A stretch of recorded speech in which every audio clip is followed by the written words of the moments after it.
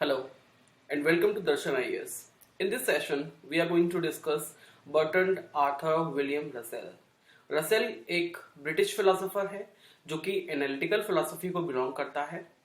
इसके अलावा analytical philosopher में आते हैं आपके मूर और विटगेनस्टाइन। इसके अलावा और भी कई सारे फिलोसोफर्स हैं। ठीक है, तो आज हम बात करने वाले हैं रसेल की फिलोसफी की। और रसेल जो है, इसका एक छोटा सा इंट्रोडक्शन मैं आपको दे देता हूँ। ये एक एनालिटिकल फिलोसोफर है, ब्रिटिश इंग्लिश फिलोसोफर है जो कि एनालिटिकल फिलोसफी से बिलोंग करता है। इसके बाद में ये एक नोबेल लॉरिएट है, इसको नोबेल प्राइज मिला है इसके वर्क के लिए। ये एक मैथमेटिशियन भी है, हिस्टोरियन भी है, राइटर भी है, एसेइस्ट है, सोशल क्रिटिक है, पॉलिटिकल एक्टिविस्ट है। तो ये है इसका शॉर्ट सा इंट्रोडक्शन आपको समझाने के लिए कि जो रसेल है वो कौन है। ठीक है, आगे हम बात करने वाले हैं रसेल की फिलोसफी की। और रसेल का जो फिलोसफी है वो है लॉजिकल पॉजिटिविज्म। और लॉजिकल पॉजिटिविज्म आपके यूपीएससी के सिलेबस में टॉपिक है जो कि बहुत ही इंपॉर्टेंट टॉपिक है और लगभग हर साल पूछा जाता है। ठीक है, तो इस हिसाब से ये काफी इंपॉर्टेंट टॉपिक है, चाहे वो यूपीएससी के एग्जाम हो, चाहे आपका स्टेट का सिविल सर्विसेज का कोई भी एग्जाम हो। ठीक है, इसके अलावा आपका ये जो सेशन है ये हेल्पफुल होने वाला है उन लोगों के लिए भी जिनके पास फिलोसफी सब्जेक्ट है और वो यूजीसी नेट की तैयारी कर रहे हैं, या फिर एमए फिलोसफी है, या फिर बीए में फिलोसफी है। तो ये सेशन उनके लिए बहुत ही इंपॉर्टेंट है, बहुत ही बेनिफिशियल होने वाला है। ठीक है, तो इसको सेशन को ध्यान से देखिए, एंड तक बने रहिए, क्योंकि एंड में मैं इसमें जो इंपॉर्टेंट जो प्रीवियस ईयर के क्वेश्चंस हैं जो कि यूपीएससी के एग्जाम के में जो प्रीवियस ईयर्स में आए हुए क्वेश्चंस हैं उन क्वेश्चंस को भी मैं लास्ट में डिस्कस करने वाला हूं। तो एंड तक बने रहिए ताकि आपको उन क्वेश्चंस को समझने में हेल्प मिल सके और आपको पता चल सके कि किस तरीके से यूपीएससी में क्वेश्चंस पूछे जाते हैं। ठीक है, तो चलिए स्टार्ट करते हैं। स्टार्ट करने से पहले आप मेरे चैनल को सब्सक्राइब कर लीजिए ताकि मेरी आने वाली जो अपकमिंग वीडियोस हैं उनके नोटिफिकेशंस आपको मिल जाएंगे। और इस वीडियो को आपके जितने भी जानने वाले हैं जिनके पास फिलोसफी सब्जेक्ट है उनको आप शेयर कर दीजिए ताकि उनकी भी हेल्प हो सके। ठीक है, तो चलिए आगे स्टार्ट करते हैं।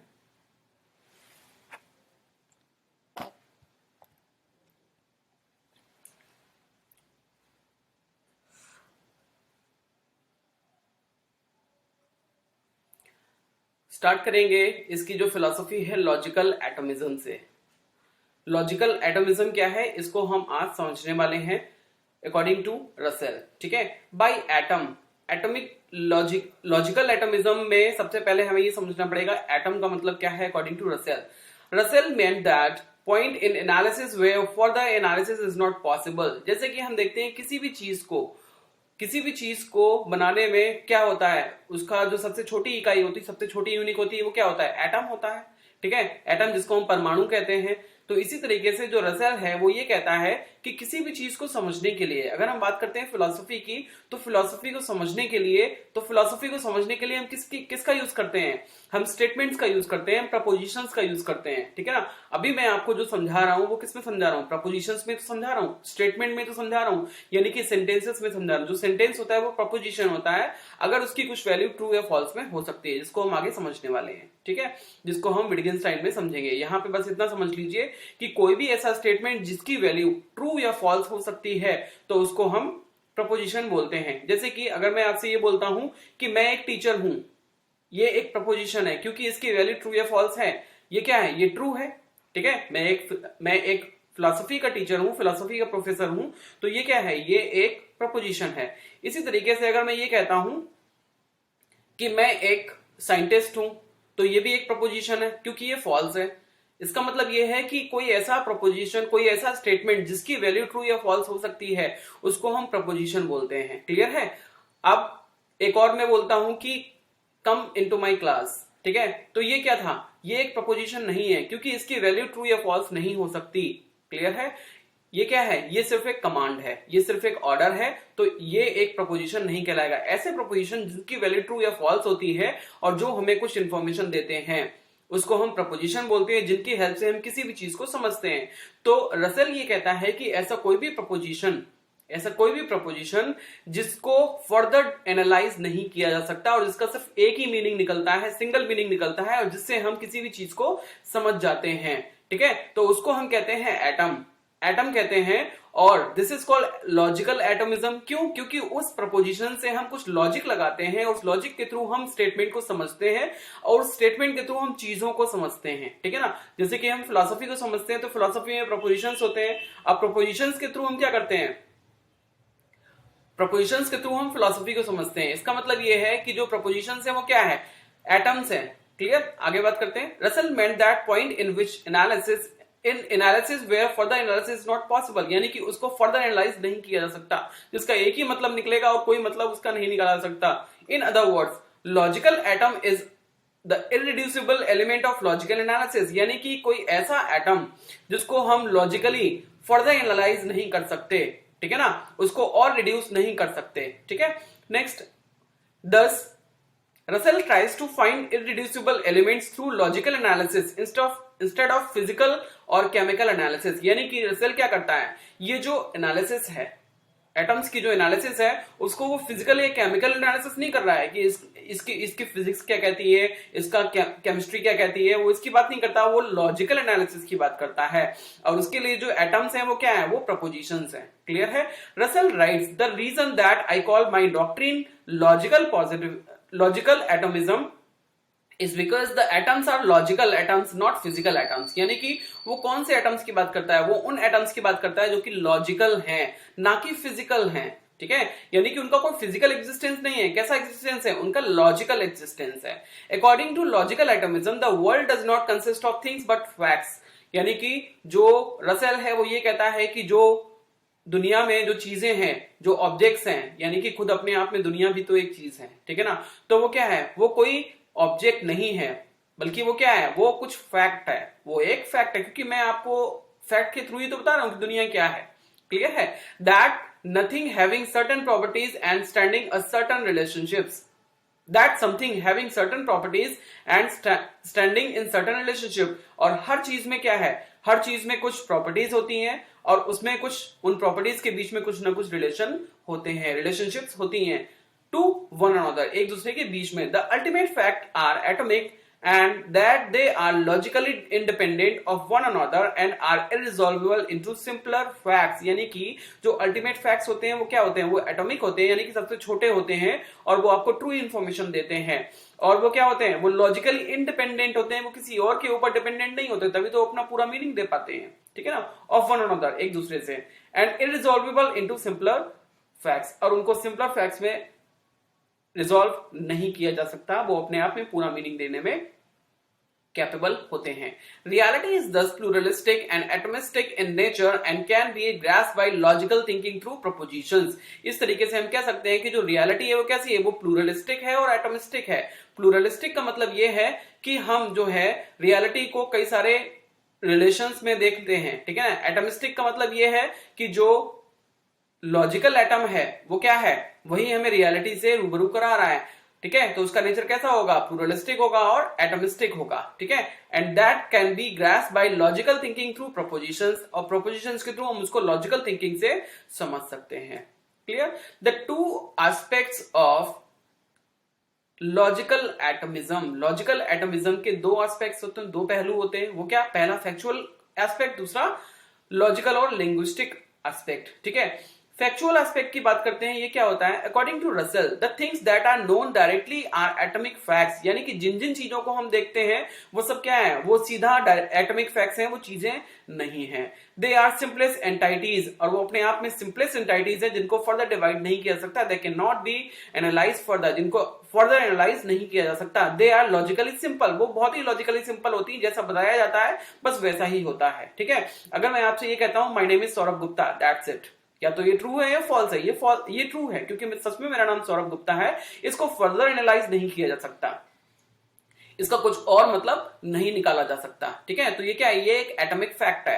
Russell calls them logical atoms, उसको रसेल क्या कहता है, लॉजिकल एटम कहता है, क्योंकि उसको फर्दर डिवाइड नहीं कर सकते, क्योंकि एटम इसलिए बोला है क्योंकि एटम सबसे छोटी यूनिट होती है और उसको हम फर्दर डिवाइड नहीं कर सकते।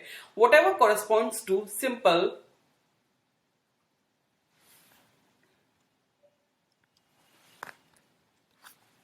वर्ड और name is logically simple object, यानी कि कोई भी चीज है, ठीक है ना, उसको हम क्या बोलते हैं, उसको हम एटम बोलते हैं।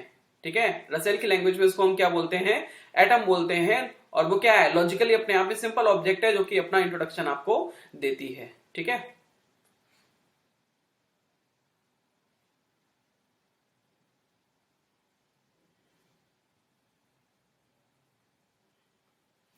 Next, it includes sense data. ये क्या करता है, ये सेंस डेटा को इंक्लूड करता है, यानी कि जो कुछ भी हम समझते हैं वो अपने सेंस ऑर्गन से क्या करते हैं, सेंस ऑर्गन से समझते हैं। रिलेशंस एंड यूनिवर्सल, और चीजों के बीच में रिलेशंस होते हैं और उनमें कुछ यूनिवर्सल्स होते हैं। All these objects are simple, और जितनी भी चीजें होती है वो कैसी हैं, वो सिंपल हैं, इंडिविजुअल हैं। Properties and relations they are objects to Russell, और वो सारी चीजें क्या है, रसेल के लिए वो सारी ऑब्जेक्ट्स हैं। ठीक है, a fact is an arrangement of object. ये चीज आपको थोड़ी कम समझ में आई होगी अभी, यहां से मैं जब एग्जांपल दूंगा तो आपको अच्छे से समझ में आ जाएगा कि रसेल क्या कहना चाहता है। ठीक है, आगे, a fact is an arrangement of object, यानी कि जो एक फैक्ट है वो क्या है, वो ऑब्जेक्ट का अरेंजमेंट है।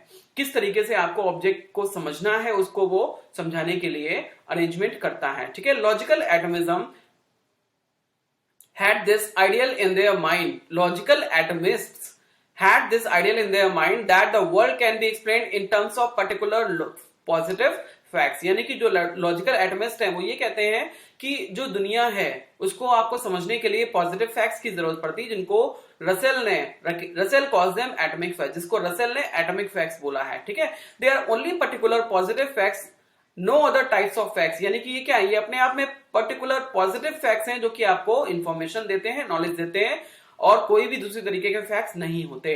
Russell calls them atomic facts, there is at least one constituent object and one property, और रसेल उनको क्या कहता है, एटॉमिक फैक्ट्स बोलता है। ठीक है, here is at least one constituent object and one property, जिसमें कम से कम एक ऑब्जेक्ट हो और उस ऑब्जेक्ट में कम से कम एक प्रॉपर्टी भी होनी चाहिए ताकि हम उस ऑब्जेक्ट को समझें। ठीक है, the individual object may be more than one, but there can be only one property और वन रिलेशन। जो इंडिविजुअल ऑब्जेक्ट्स हैं वो एक से ज्यादा हो सकती हैं। ठीक है, जैसे कि अगर बात करते हैं अभी की, तो पीछे मेरे कर्टन है। ठीक है, ये मेरे हाथ में स्टाइलस है, ये हाथ में वॉच है, ये ब्लेजर है, ये शर्ट है, यानी कि चीजें तो बहुत सारी हैं लेकिन उनमें जो प्रॉपर्टीज हैं वो सिंगल सिंगल होती हैं। ठीक है, और अगर एक से ज्यादा प्रॉपर्टीज हैं तो उनमें कुछ ना कुछ रिलेशन होता है, और वो रिलेशन क्या होता है उसको हम आगे देखते हैं। For example, this is red, अगर हम देखते हैं एग्जाम्पल में, दिस इज रेड, ऐसा रसेल बोलता है ये वाली बात। ठीक है, अब इसका एग्जाम्पल क्या देता है, for example this is red, this denotes individual object, red denotes a property. ठीक है, अब यहाँ पे जो वर्ड है दिस, ये क्या बताता है, ये किसी ऑब्जेक्ट के बारे में बताता है, और जो रेड है वो क्या है, वो उस ऑब्जेक्ट की प्रॉपर्टी है। यहां तक तो क्लियर है, आगे बात करते हैं। टू इंडिविजुअल ऑब्जेक्ट्स, अब दो इंडिविजुअल ऑब्जेक्ट्स के बारे में अगर हम बात करते हैं, A is to the left of B, एक तो ऑब्जेक्ट क्या है, A है, दूसरी ऑब्जेक्ट क्या है, B है। अब A is the left to B, ठीक है, लेफ्ट ऑफ बी, यानी कि जो ए है वो बी के लेफ्ट में बैठा हुआ है। इसका मतलब ये है कि ए और बी कौन है, वो इंडिविजुअल है, और लेफ्ट क्या है, रिलेशन है किसके बीच में, ए और बी के बीच में। क्लियर है, यानी कि एक चीज जो है, वो चीजें कई सारी हो सकती हैं, जो ऑब्जेक्ट्स हैं, इंडिविजुअल ऑब्जेक्ट्स हैं, may be more than one, but there can be only one property और वन रिलेशन, लेकिन उनके बीच में कोई एक रिलेशन हो सकता है या फिर एक उनकी प्रॉपर्टी हो सकती है। जैसे कि प्रॉपर्टी हमने यहाँ पे बताई और यहाँ पे हमने रिलेशन की बात की, तभी वो एटॉमिक फैक्ट कहलाएगा, नहीं तो वो एटॉमिक फैक्ट नहीं कहलाएगा जब वो एक से ज्यादा इंफॉर्मेशन देगा। क्लियर है, आगे बात करते हैं। Logical and linguistic aspect of logical atomism. अब यहां पे ये बोलता है logical and linguistic aspect of logical atomism, ये जो कि आपका दूसरा वाला एस्पेक्ट है। ठीक है, अब इसमें वो क्या कहता है, by analysis of language we reach simple proposition. जब हम किसी भी लैंग्वेज का एनालिसिस करते हैं तो हम सिंपल प्रोपोजिशन की तरफ पहुंचते हैं, यानी कि हम बिल्कुल उसके तह तक पहुंच जाते हैं और सच्चाई तक हम रूबरू हो जाते हैं। These simple propositions are atomic propositions, और इन्हीं सिंपल प्रोपोजिशंस को हम क्या बोलते हैं, एटॉमिक प्रोपोजिशंस बोलते हैं। ऐसा कौन कहता है, रसेल कहता है। Atomic proposition can not be analyse into simpler proposition, जैसा कि हम पहले पढ़ चुके हैं। Atomic proposition must contain a simple object name and one property. ठीक है, और एटॉमिक प्रोपोजिशन होगा वो क्या होगा, वो सिंपल ऑब्जेक्ट होगा। सिंपल ऑब्जेक्ट का मतलब ये है कि उसमें एक से ज्यादा प्रॉपर्टीज नहीं होंगे, उसका एक ही नाम होगा और एक ही उसमें प्रॉपर्टी होगी। एक से ज्यादा अगर उसमें प्रॉपर्टी हो जाएंगी तो वो एटम कहां रहा, ठीक है ना, वो एटम नहीं रहा, सिंपल एटम वो नहीं रहा, एक से ज्यादा अगर प्रॉपर्टी उसमें हो गई। क्लियर है? आगे बात करते हैं। For example this is red, atomic preposition, क्योंकि ये जो दिस है ना यानी कि एक चीज है और उसमें क्या है रेड यानी कि एक ही प्रॉपर्टी है, तो ये क्या हो गया एटॉमिक प्रपोजिशन हो गया। A is next to B, ये भी क्या है, ये भी एटॉमिक प्रपोजिशन है कि A जो है वो B के नेक्स्ट बैठा हुआ है, B के बगल में बैठा हुआ है। क्लियर है? इसके अलावा हमें यहाँ पे और कोई भी इंफॉर्मेशन नहीं मिल रही, सिर्फ एक ही इंफॉर्मेशन मिल रही है, तो ये क्या हो गया एटॉमिक प्रपोजिशन हो गया। ठीक है, अब बात करते हैं एटॉमिक फैक्ट्स की। एटॉमिक फैक्ट्स क्या होते हैं? Atomic facts refer to individual things, यानी कि जो एटॉमिक फैक्ट्स होते हैं वो इंडिविजुअल थिंग को रेफर करते हैं विद ईदर क्वालिटी और रिलेशन, या तो उनकी क्वालिटी के बारे में बताते हैं, उनके रिलेशन के बारे में बताते हैं, जैसा कि अभी हमने पीछे पढ़ा था। Russell says that world is made of facts and all such independent facts are atomic facts, यानी कि जो दुनिया है वो फैक्ट से बनी हुई है और जितने भी ये फैक्ट्स हैं वो क्या है, वो अपने आप में इंडिपेंडेंट है और एटॉमिक फैक्ट्स हैं। And therefore facts can be described bye N atomic preposition, तो इस तरीके से इन फैक्ट्स को हम क्या बोल सकते हैं, इनको हम एटॉमिक प्रपोजिशन बोल सकते हैं। क्लियर? आगे बात करते हैं लॉजिकल कंस्ट्रक्शन। अब लॉजिकल कंस्ट्रक्शन क्या होता है इसको एक बार देखते हैं। Logical construction. The theory of logical construction is an important tool for the development of Russell's logical atomism. यानी कि रसेल की जो थ्योरी है लॉजिकल एटमिज्म को, इसको कंस्ट्रक्ट करने के लिए इसने इंपॉर्टेंट टूल को अपनाया। वो क्या है? लॉजिकल कंस्ट्रक्शन, कि किस तरीके से हम लॉजिकली कंस्ट्रक्ट करते हैं एक प्रपोजिशन यानी कि एक स्टेटमेंट को जिसकी वैलिडिटी ट्रू या फॉल्स होती है। ठीक है, its aim is to describe the world completely by structure of ideally constructed language. इसका जो एम है वो क्या है, वो पूरी तरीके से ऐसा स्ट्रक्चर तैयार करना है जो कि आइडियली कंस्ट्रक्टेड हो लैंग्वेज के लिए, जो कि अपने आप में एक ही मतलब निकाले ताकि लोग कंफ्यूज ना हो। ठीक है, according to Russell knowledge of things is gained in two ways. अब रसेल ये कहता है कि जो चीजों की नॉलेज है उसको दो तरीके से गेन किया जाता है। ठीक है, पहला है knowledge of truth. Knowledge of truth किस तरीके से होगा कि दो और दो जो है वो क्या होते हैं, चार होते हैं। दो और दो को अगर जोड़ दिया जाएगा तो वो कितने हो जाएंगे, वो चार हो जाएंगे। इसी तरीके से Delhi is the capital of India. Delhi जो है वो क्या है, इंडिया की कैपिटल है, भारत की राजधानी दिल्ली है। ये क्या है, ये नॉलेज ऑफ ट्रुथ है, ये सच्चाई की नॉलेज है। क्लियर है? अब दूसरी नॉलेज किस तरीके से हो सकती है? ठीक है, नॉलेज को दूसरी तरीके से कैसे गेन किया जा सकता है इसको हम देखते हैं। अब दूसरी तरीके से ये बोलता है कि knowledge of things individuals also, यानी कि अब चीजों के बारे में नॉलेज किस तरीके से होगी। अभी तक हमें नॉलेज ट्रुथ के बारे में थी, अब हम चीजों के बारे में नॉलेज लेंगे। वो कैसे होगा? I know x means I am personally acquainted with him, यानी कि अगर मैं ये कहता हूं कि किसी एक्स पर्सन को मैं जानता हूं, ठीक है ना, तो इसका मतलब ये है कि मैं उससे पर्सनली मिला हुआ हूं, पर्सनली मैं उसको जानता हूं। क्लियर है? आगे बात करते हैं knowledge of things is of two kinds. जो नॉलेज ऑफ थिंग्स है वो भी दो तरीके की होती है। ऐसा कौन बोलता है? ऐसा रसेल बोलता है। ठीक है, वो किस तरीके से होगी एक बार देखते हैं।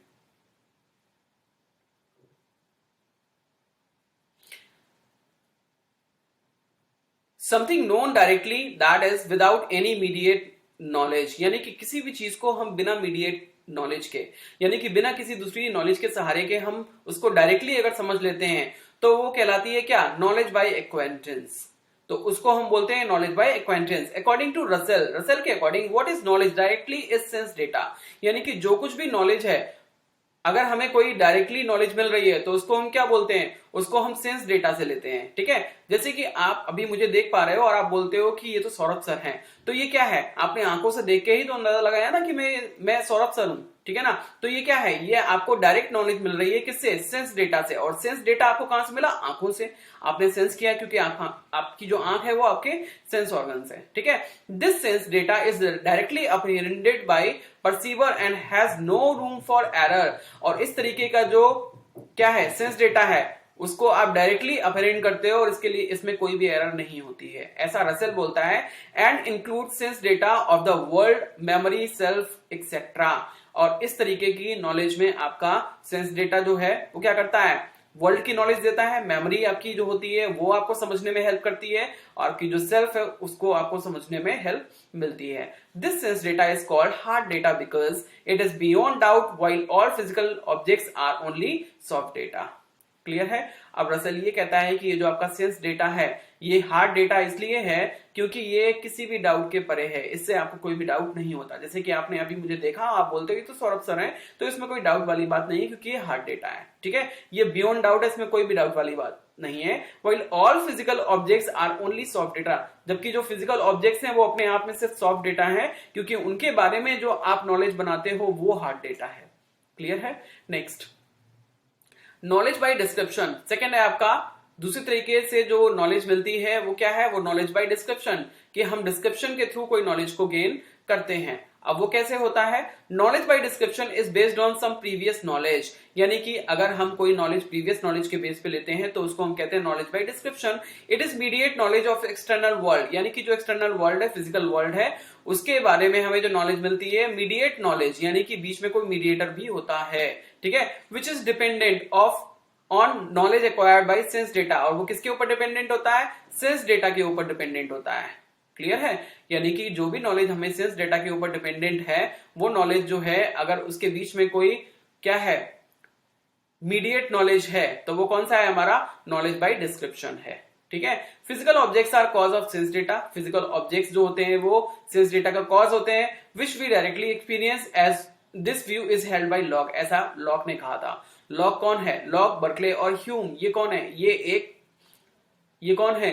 वैसे तो ये मैथमेटिशियंस हैं, लेकिन जब ये फिलोसफी में आया तो इन्होंने कौन सा डॉक्ट्रिन बनाया? इन्होंने जो डॉक्ट्रिन बनाया था उसको हम कहते हैं एम्पिरिसिज्म, यानी कि अनुभववाद, और ये एक्सपीरियंस में बिलीव करते हैं, और ये कहते हैं कि फिजिकल ऑब्जेक्ट जो है वो आपको सेंस डेटा का कॉज होते हैं, और इनसे आपको डायरेक्ट एक्सपीरियंस मिलता है, जिससे आपको नॉलेज मिलती है, ठीक है। बट अकॉर्डिंग टू रसेल ये कहता है all objects are logical constructions of sense data, ठीक है। अब जो रसेल है वो ये कहता है कि जो फिजिकल ऑब्जेक्ट्स हैं वो क्या है, वो आपको कॉज नहीं है, बल्कि वो क्या है, वो लॉजिकल कंस्ट्रक्शंस हैं जिनसे आपको सेंस डेटा मिलता है, ठीक है। Objects is constructed with sense data, यानी कि कोई भी ऑब्जेक्ट जो है वो सेंस डेटा से बनी हुई है, यानी कि कोई भी चीज वैसी ही है जैसी वो हमें दिखाई देती है। लॉक के लिए सिंपल आइडियाज और कॉम्प्लेक्स आइडियाज थे, ह्यूम ने उसको इंप्रेशंस और आइडियाज बोले थे, जबकि रसेल उसको क्या बोलता है? लॉजिकल कंस्ट्रक्शंस बोलता है।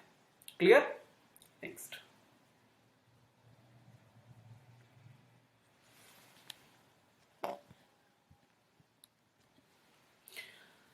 यहां पे एक लाइन में समझ लेते हैं हार्ड डेटा और सॉफ्ट डेटा। हार्ड डेटा क्या है? What we can not perceive physically beyond doubt, यानी कि बिना डाउट से परे जिसको हम फिजिकली परसीव नहीं कर सकते, वो क्या है? वो हार्ड डेटा है। जैसे कि मैं आपको जानता हूं, इसका मतलब ये मैं आपसे पर्सनली एक्वाइंटेड हूं, ये आप मेरा क्या है? हार्ड डेटा, इसमें कोई भी डाउट नहीं है, ठीक है। सॉफ्ट डेटा क्या होता है? What we can perceive physically with doubt, यानी कि हम अपने फिजिकली किसी भी चीज को देखते हैं, उसमें डाउट हो सकता है क्योंकि उसको मैं जानता नहीं हूं, उसका कोई भी एटॉमिक फैक्ट मेरे पास नहीं है, ठीक है। Now we have the next topic that is incomplete symbol, the theory of description. अब रसेल का जो नेक्स्ट टॉपिक है, जो कि हमारे यूपीएससी के सिलेबस में है और आपसे कई बार एग्जाम में पूछा जाता है, जिसको हम बोलते हैं incomplete symbol, the theory of description, ठीक है। इसमें क्या कहता है? Incomplete symbol is an expression which has no meaning in isolation, यानी कि इनकम्प्लीट सिंबल जो है वो ऐसा सिंबल है जो अपने आप में अकेले में कोई भी मीनिंग नहीं देता है, बट विच में occur as an constituent part in and contribute to the meaning of an expression which does have a meaning, यानी कि ये क्या करता है? ये कंट्रीब्यूट जरूर करता है किसी एक्सप्रेशन में और जिसका कुछ मीनिंग होता है, ठीक है। कैसे? आगे समझते हैं। These incomplete symbols are descriptive phrases and these descriptive phrases are proper nouns, यानी कि कुछ proper nouns होते हैं जो कि अपने आप में descriptive phrases होते हैं, और वो क्या करते हैं? वो incomplete symbols होते हैं जो कि आपको कुछ नॉलेज देते हैं, ठीक है। Russell accepts referential theory of meaning, Russell जो है वो क्या करता है?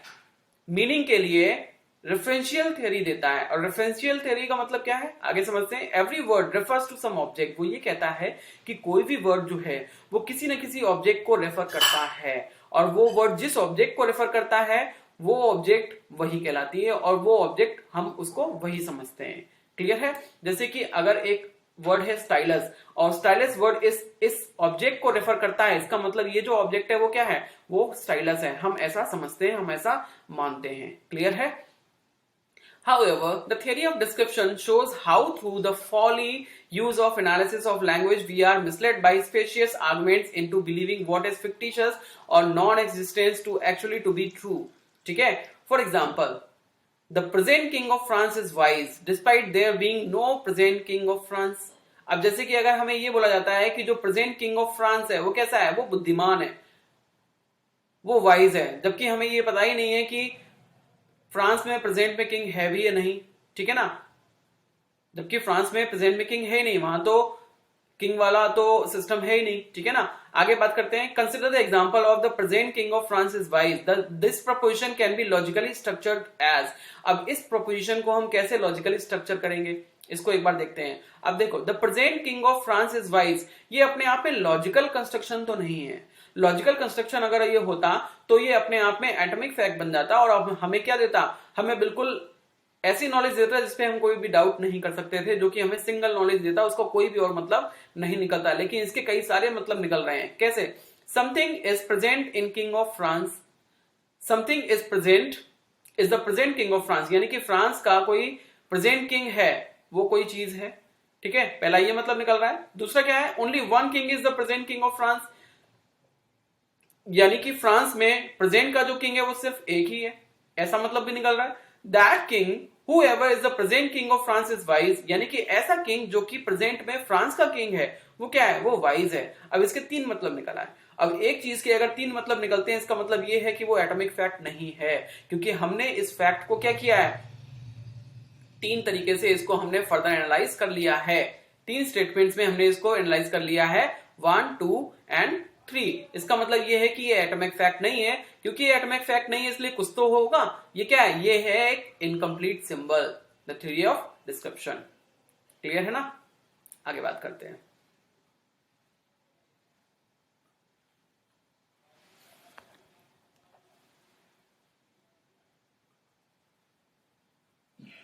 Here we see that all three constituent propositions are general not atomic। अब ये जो है ये क्या है, ये एक जनरल propositions बनाते हैं, एटॉमिक नहीं है। अगर ये एटॉमिक होता तो हमें एक सिंपल सिंगल नॉलेज देता, ठीक है ना।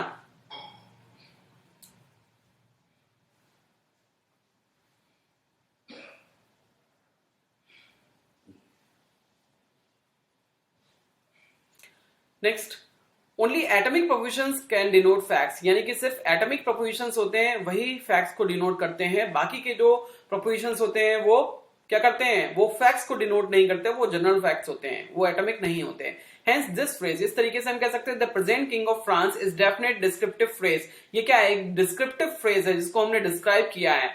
दे are also called incomplete symbol, जिनको हम इनकम्प्लीट सिंबल भी बोलते हैं। As by themselves they refer to nothing particular, क्योंकि ये अपने आप में कुछ भी पर्टिकुलर रेफर नहीं कर रहे हैं, ठीक है। Incomplete symbols are those which have no meaning in isolation. Incomplete symbols वो होते हैं जो अपने आप में आइसोलेशन में कोई भी मीनिंग नहीं रखते हैं, but only in some context, सिर्फ कॉन्टेक्स्ट में उनका कुछ मीनिंग होता है। Such symbols do not refer to anything particular, और इस तरीके के जो सिंबल्स होते हैं कुछ भी अपने आप में पर्टिकुलर रेफर नहीं करते, though they may appear to be so, to do so, ठीक है, हालांकि वो ऐसा करने के लिए अपीयर तो होते हैं, दिखाई तो देते हैं, लेकिन ऐसा होता नहीं है। In mathematics some symbols are, अब मैथमेटिक्स में भी कुछ सिंबल्स होते हैं, जैसे कि प्लस का हो गया, माइनस का हो गया, डिवाइड का हो गया, एक्सेट्रा, ठीक है ना। अब इस तरीके के सिंबल्स का अपने आप में तो कोई मतलब नहीं है ना, लेकिन 1 और 1 के बीच में अगर प्लस लगा दिया जाएगा तो उसका कुछ मतलब निकल आएगा कि 1 को 1 से क्या किया जा रहा है, ऐड किया जा रहा है, ठीक है, या फिर 1 को 1 से क्या किया जा रहा है, माइनस किया जा रहा है, माइनस का सिंबल लगा देते हैं। तो इसका मतलब ये है कि इनकम्प्लीट सिंबल्स का आइसोलेशन में कोई मतलब नहीं होता है, लेकिन कुछ कॉन्टेक्स्ट में उनका मीनिंग जरूर होता है, ठीक है। एंड इन लॉजिक, लॉजिक में क्या क्या होते हैं, ग्रेटर देन और स्मॉलर देन, इस तरीके से लॉजिक में भी इनकम्प्लीट सिंबल्स होते हैं। The incomplete symbols descriptive phrases are also of 2 kinds. अब ये भी 2 तरीके के होते हैं। 2 तरीके के कौन कौन से होते हैं, एक तो इंडेफिनिट डिस्क्रिप्शंस। इंडेफिनिट डिस्क्रिप्शंस कौन कौन से होते हैं, दीज आर वेग और एम्बिगुअस। ये क्या होते हैं, वेग होते हैं, एम्बिगुअस यानी कि भ्रामक होते हैं, ये हमें भ्रम में डाल सकते हैं। They do not refer to any definite individual but differently to any individual, ठीक है। अब इस तरीके के जो होते हैं वो किसी डेफिनेट इंडिविजुअल की बात नहीं करते, इनडिफरेंटली टू एनी इंडिविजुअल की बात करते हैं, ठीक है।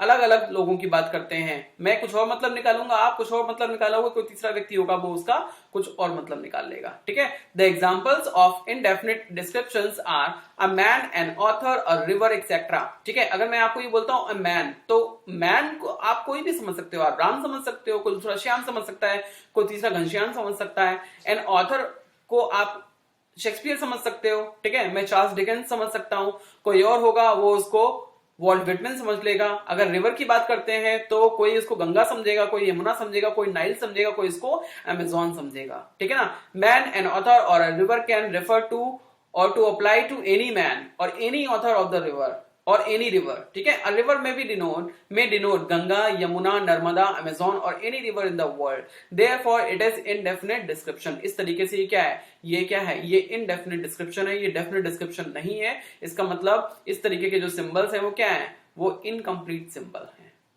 क्लियर। अब कंप्लीट सिंबल कैसे होते हैं उसको भी हम आगे देखते हैं। डेफिनेट डिस्क्रिप्शंस, आपको डेफिनेट डिस्क्रिप्शंस भी होते हैं। डेफिनेट डिस्क्रिप्शंस कैसे होंगे इसको एक बार हम देखते हैं।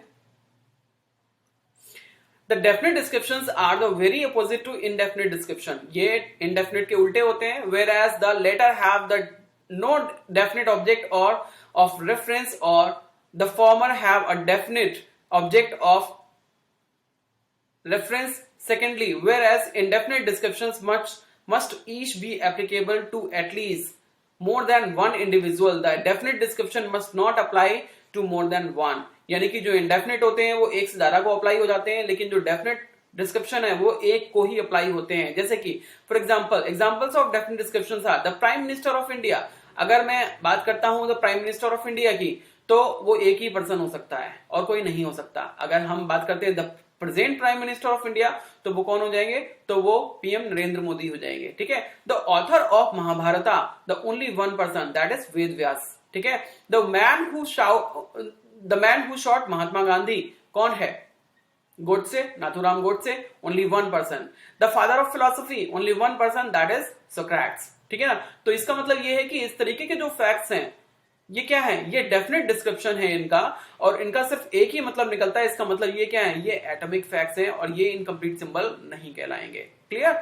One of these apply to any except one individual, ये सिर्फ एक ही पे अप्लाई होते हैं और एक के अलावा दूसरे पे अप्लाई नहीं हो सकते। There is no ambiguity about what they stand for or refer to, इसके अलावा इसमें कोई भी एम्बिग्यूटी नहीं है, कोई भी इसमें छलावा नहीं है, कोई भी दूसरा छुपा हुआ फैक्ट नहीं है, जो कुछ भी है वो सामने है। Clear. Now we will talk about previous year question that have come in the UPSC exam, ठीक है। How is Russell's theory of definite description related to his logical atomism. अभी अभी हमने ये चीज समझी है कि जो डेफिनेट डिस्क्रिप्शन है लॉजिकल एटमिज्म से कैसे रिलेटेड है। वो ऐसे रिलेटेड है कि अगर हम बात करते हैं डेफिनेट डिस्क्रिप्शन की, जो डेफिनेट डिस्क्रिप्शन है वो क्या करता है, वो हमें सिर्फ एक मीनिंग देता है, सिंगल मीनिंग देता है, जिसको हम फर्दर एनालाइज नहीं कर सकते। अब फर्दर एनालाइज नहीं कर सकते, इसका मतलब वो क्या है, वो कैसा है, लॉजिकल एटम है जिसको हम फर्दर एनालाइज नहीं कर सकते। इस तरीके से डेफिनेट डिस्क्रिप्शन जो है वो लॉजिकल एटमिज्म से रिलेटेड है। क्लियर है ये चीज। Discuss and give reasons for your answers.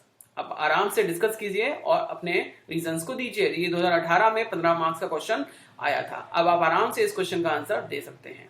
Clear. How is the statement I met a man semantically problematic for Russell.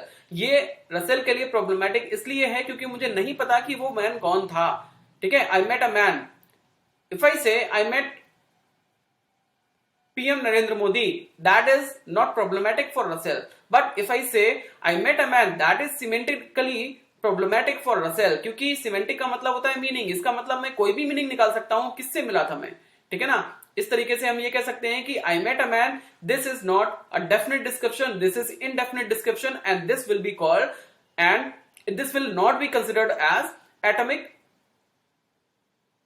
fact. Is it clear? Next, how does he account for the meaningfulness of this statement? अब इस statement की meaningfulness क्या होगी। अब इस ये statement अपने आप में मीनिंगफुल है ही नहीं, किसके लिए, रसेल के लिए, क्योंकि ये एक एटॉमिक फैक्ट नहीं है। ये आपको समझाना है, 10 मार्क्स का क्वेश्चन है, 2017 में ये आया था, ठीक है। Now question number 3, explain Russell's view that the physical objects is a logical construction from sense data.